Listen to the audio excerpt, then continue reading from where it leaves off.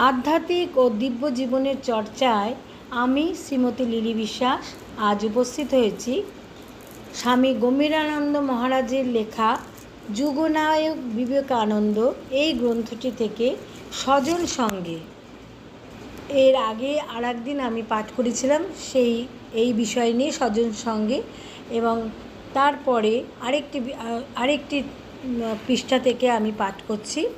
প্রথমে ঠাকুরের স্বামীজির প্রণাম মন্ত্র দিয়ে আমি শুরু করছি। ঠাকুরের প্রণাম মন্ত্র: ওং স্থাপকায় চ ধর্মস্য সর্বধর্মস্বরূপিণে অবতার বরিষ্ঠায় শ্রীরামকৃষ্ণায় তে নমো নমঃ। স্বামীজির পরম শিষ্য, অমৃতের সন্তান স্বামীজির প্রণাম জানাই। ওম নমস্তে জ্যোতিরাজায় বিবেকানন্দ সুরায় সচ্চিৎ সুখস্বরূপায় স্বামিনে তাপহারিণী। জয় ঠাকুর, জয় মা, জয় স্বামীজি মহারাজ। আজ পাঠ করছি যুগনায়ক বিবেকানন্দ এই গ্রন্থটি থেকে স্বজন সঙ্গে, এবং পরবর্তী আরেকটি পৃষ্ঠা থেকে আমি পাঠ করছি। ভক্তপ্রবর নাগ মহাশয়ের সহিত মিলনের কথা। 1899 খ্রিস্টাব্দের প্রারম্ভে একদিন শ্রীযুক্ত দুর্গাচরণ নাগ মহাশয় স্বামীজিকে দেখিতে বেলুর মঠে আসিয়াছিলেন। তখন স্বামীজির শতই জানিতে ইচ্ছা হইয়াছিল উচ্চতম অনুভূতি সম্পন্ন এই ভক্ত শ্রেষ্ঠ তাহার কার্যকলাপ সম্বন্ধে কিরূপ ধারণা পোষণ করেন। আমরা বাণী ও রচনা হইতে ইহাদের বার্তা আলাপটি উদ্ধৃত করিলাম। নাগ মহাশয় বলছেন, আপনাকে দর্শন করতে এলাম। জয় শঙ্কর, জয় শঙ্কর, সাক্ষাৎ শিব দর্শন হলো। কথাগুলি বলিয়া নাগ মহাশয় কর জোরে দণ্ডায়মান রহিলেন। স্বামীজি বলছেন, শরীর কেমন আছে? নাগ মহাশয় বলছেন, ছাই হাড় মাসের কথা কি জিজ্ঞাসা করছেন? আপনার দর্শনে আজ ধন্য হলাম।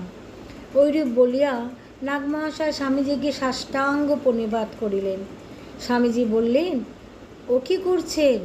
নাগ মহাশয় বলছেন, আমি দিব্য চক্ষে দেখছি, আজ সাক্ষাৎ শিবের দর্শন পেলাম। জয় ঠাকুর রামকৃষ্ণ। স্বামীজি শিষ্যকে লক্ষ্য করিয়া বলছেন, দেখছিস ঠিক ভক্তিতে মানুষ কেমন হয়। নাগ মহাশয় তন্ময় হয়ে গেছেন। দেহ বুদ্ধি একেবারে গেছে, এমনটি আর দেখা যায় না। প্রেমানন্দ স্বামীকে লক্ষ্য করিয়া বলছেন, নাগ মহাশয়ের জন্য প্রসাদ নিয়ে আয়। নাগ মহাশয় বলছেন, প্রসাদ?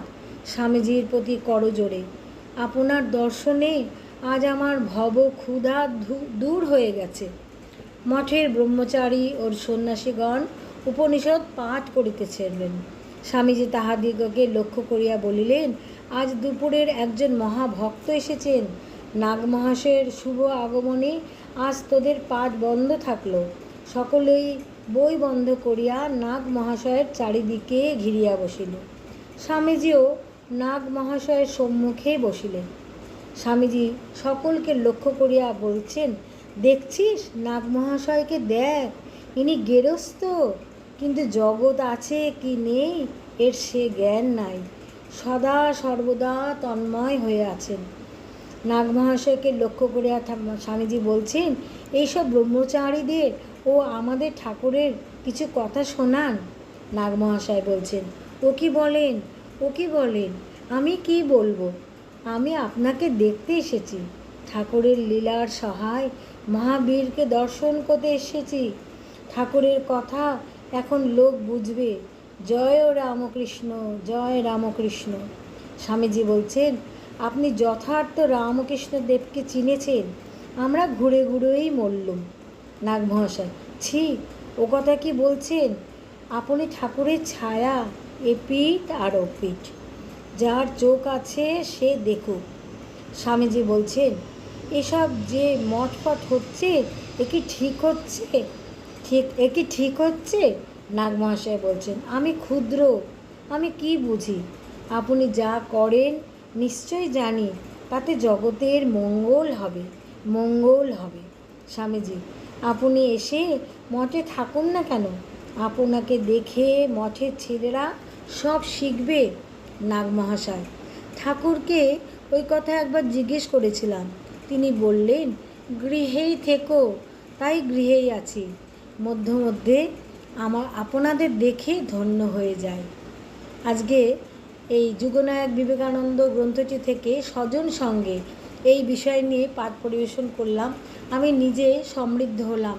নাগ মহাশয় ছিলেন ভীষণ বিনয়ী এক ভক্ত এবং ঠাকুরের কাছে তিনি আসতেন এবং পরবর্তীকালে স্বামীজির তিনি শিষ্যত্ব গ্রহণ করেছিলেন এবং তিনি ছিলেন এক পরম ভক্ত এবং জ্ঞানী।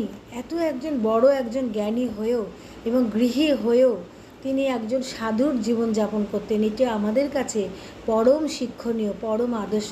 স্বামীজি তাই বারবার তার জীবনকে, যাতে মঠের যারা ব্রহ্মচারী সাধু বা সন্ন্যাসীরা ছিলেন তাদেরকে দেখবার জন্য তাকে মঠে আসতে বলা সত্ত্বেও কিন্তু যেহেতু ঠাকুর তাকে বলেছিলেন গৃহে থাকতে, তিনি সেই গৃহেই ছিলেন এবং তিনি পরম যোগীর মতো জীবন কাটিয়ে গেছেন।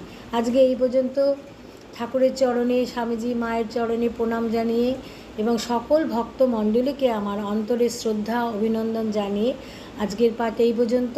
সকলকে ভালো রাখবেন, সকলে ভালো থাকবেন। হরি ওম তৎসৎ। ওম শান্তি, ওম শান্তি, ওম শান্তি।